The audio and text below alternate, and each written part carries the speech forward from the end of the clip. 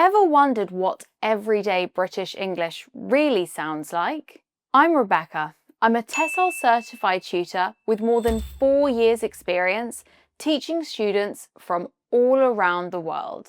I was born and raised in a town just outside London, and today I'm going to share phrases I use every day in my conversations, from chatting with friends to making plans, shopping, and more. If you want to sound natural and confident when speaking English, these are must-know expressions. So let's not waste any more time and let's dive in.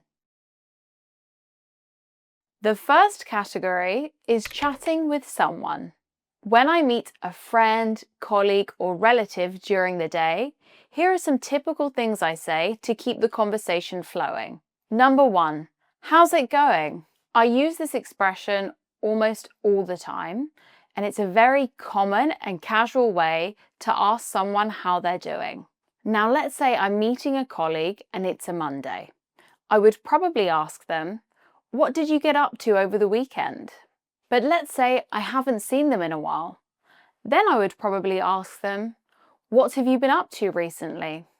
This next phrase is what I would use to ask someone about someone else, maybe a relative or a friend who has something in particular happening in their life.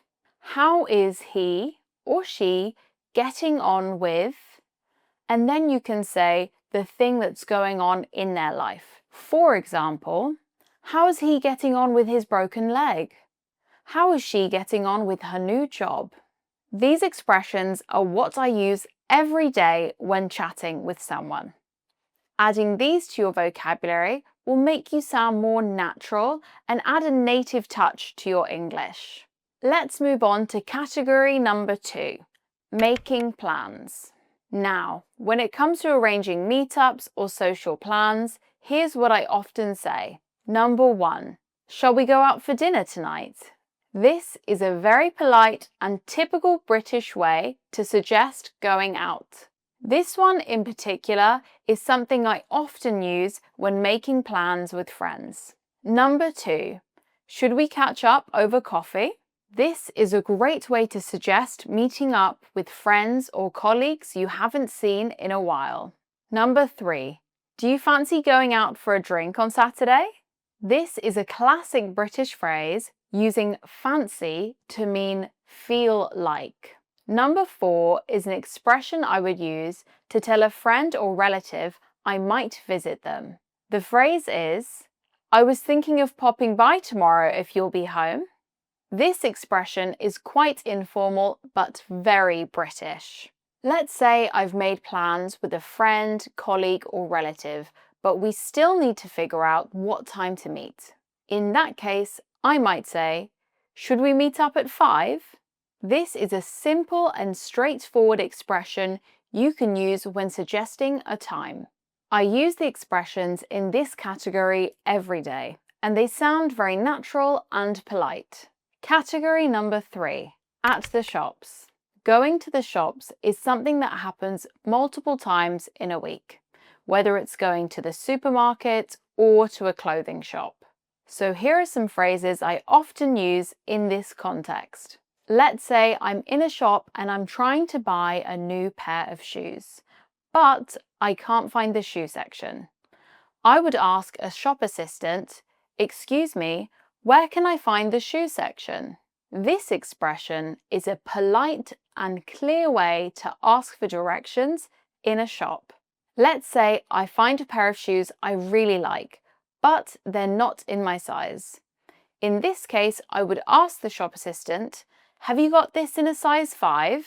Now, let's say I try on the shoes, but they don't fit. In this case, I would ask the shop assistant, excuse me, could I try these in a size 6?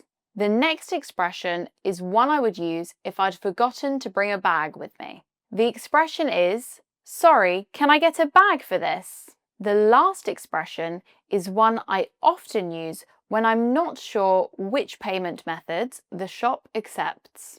The expression is, do you take card or cash?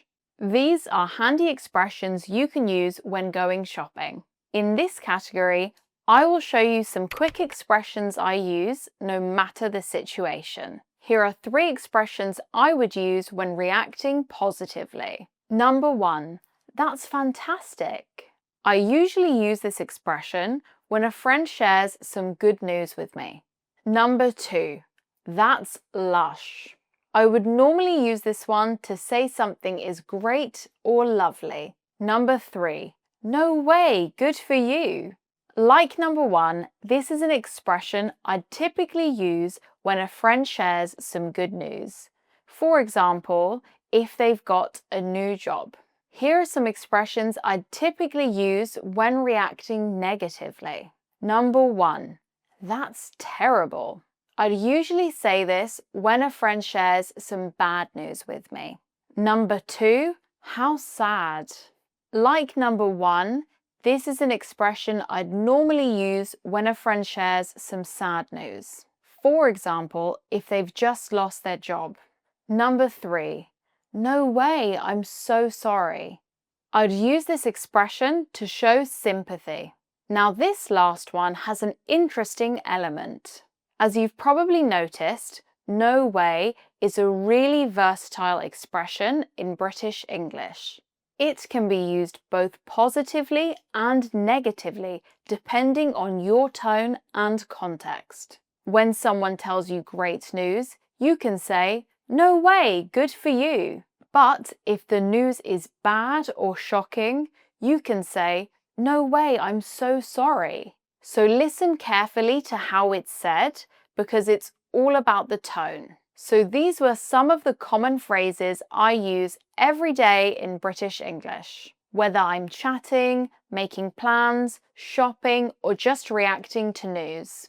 Try to use them in your conversations to sound more like a native speaker. If you want more practical tips and real-life English expressions delivered straight to your inbox, make sure you subscribe to my free newsletter. The link is in the description. Also, follow me on TikTok and Instagram for some quick tips. If you enjoyed this video, please give it a like and subscribe, and I'll see you next time.